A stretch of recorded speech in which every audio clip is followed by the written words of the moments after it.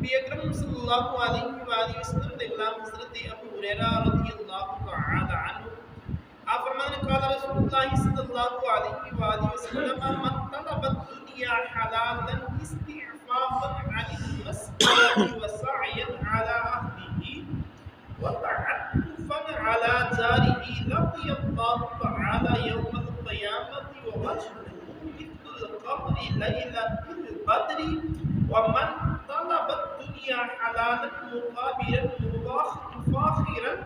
مرائيا لقي الله تعالى وهو عليه غضبان رواه البيهقي في شعب الإيمان وأبو نعيم في الحلية. حضرت ابو ہریرہ رضی اللہ تعالی عنہ آپ فرماتے ہیں کہ آقا علیہ السلام نے ارشاد فرمایا کہ جنا بندہ جو بھی حلال روزی تلاش کرے بھیک تو بچے یعنی لوگوں دے اگے ہاتھ کرن تو بچے بندے بندے دے اگے سوال کرن تو بچے اور اپنے گھر والیاں دے اوتے کوشش کرے یعنی انہوں نے جڑا رزق حلال ہے وہ لے کے آ کے کما کے دے اور اپنے ہمسایاں دے اوتے بھی مہربانی کرے اور میں وہ قیامت دے دن اللہ تعالیٰ دے نال ایسی حالت دے اندر ملاقات کرے گا اس کا چہرہ جڑا ہے نا مثل القمر لیلۃ البدر اس کا چہرہ جڑا ہے نا 14ویں رات دے چند دی طرح چمکدا ہو ایسے شخص کا چہرہ جڑا ہے نا 14ویں رات دے چند دی طرح چمکدا ہوے گا. اور میرے نبی نے ارشاد فرمایا جو حلال دنیا طلب کرے مال بڑھان واسطے فخر کرن واسطے تکبر کرن واسطے دکھلاوا کرن واسطے وہ اس حالت دے اندر میرے رب دے نال ملاقات کرے گا میرا رب اس دے نال ناراض ہوگا. میرا رب اس شخص دے نال قیامت دے دن ناراض ہوے گا. آقا علیہ الصلوۃ والسلام دے غلاموں اس حدیث مبارکہ دے اندر غور کریے. حضور فرماتے ہیں رزق حلال کماؤ رزق حلال کمانا منع نہیں ہے لیکن دنیا دی کشش کے اندر مگن ہو کے اللہ اور اس کے رسول نہ بھول جاؤ بس مقصد صرف اتنا ہی. رزق حلال کماؤ اس وقت لے کے شام تک اپنی روزی کرو روٹی کرو لیکن کوشش کرو جب حی علی الصلاۃ حی علی الفلاح دی آواز آوے نا ادھر رب دی گھر کی طرف دوڑ لا آخی پاچمات نماز ادا کرو پھر تسی اپنے کموں کاجوں دے اندر مشغول ہو جاؤ اثر تک پھر جب اثر دی آزاد ہوئے پھر رب دی پاک پرستش دے اندر سجدہ کر لو پھر جا کے اپنے کموں کاجوں دے اندر مشغول ہو جاؤ پھر جب مغرب دی ہوئے پھر آ جاؤ تھوڑی دیر واسطے پھر ایسے طرح عشاء دے اندر 5 وقت نماز پڑھو اور اس تو بعد جتنے اوقات باقی رہ جاتے ہیں جتنا وقت باقی ہوتا ہے تسی اپنے دنیاوی معاملات رزق حلال دی کوشش کرو. اس کے اندر شریعت نے منع نہیں کیتا پابندی نہیں لائی اور فرمایا کہ جڑا بندہ رزق حلال روزی تلاش کرے گا اس واسطے کہ مینوں بندیاں دے اگے ہاتھ نہ پھیلانے مینوں بندیاں دے اگے ہاتھ نہ پھیلانے پوے. حضور فرماندے نے اور اپنے گھر والیاں دی کوشش واسطے کہ میرے گھر والے بھی کسی دے اگے ہاتھ نہ پھیلان میں خود کما کے انہاں نوں حلال رزق دیاں. اور فرمایا ہمسایاں دے اوتے مہربانی کرے. یاد رکھو حلال رزق کمانا اپنے بیوی بچیاں انہاں دوواں نوں کھلانا انسان دے اوتے واجب ہے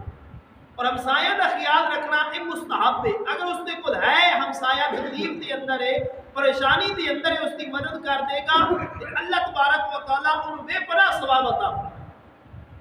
اس کے اندر ثواب ہے لیکن اس کے اوپر فرض یا واجب نہیں ہے. اس کے اوپر فرض یا واجب نہیں ہے. اگر کرے گا تو میرا رب انہوں انعام و اکرام ضرور عطا فرمائے. اس حدیث مبارکہ کے اندر فرمایا کہ اپنے گھر والیاں واسطے اور اپنے ہمسایہ واسطے کوشش کرے کہ قیامت کا جدو دن ہوئے گا نا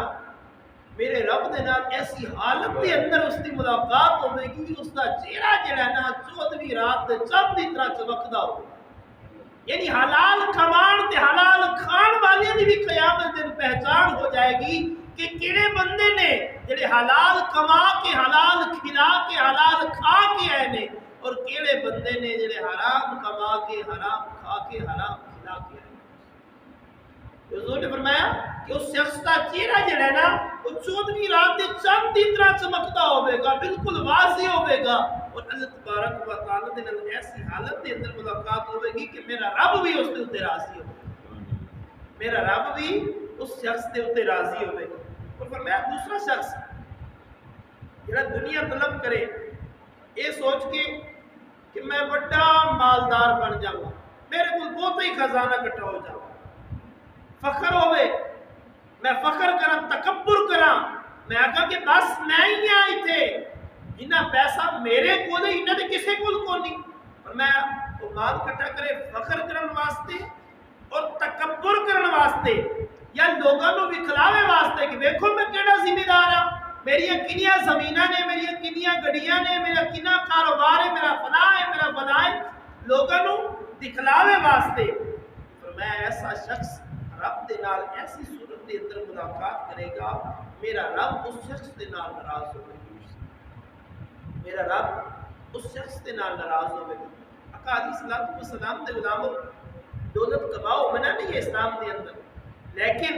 دولت عثمانی ہوئے، دولت عثمانی ہوئے، دولت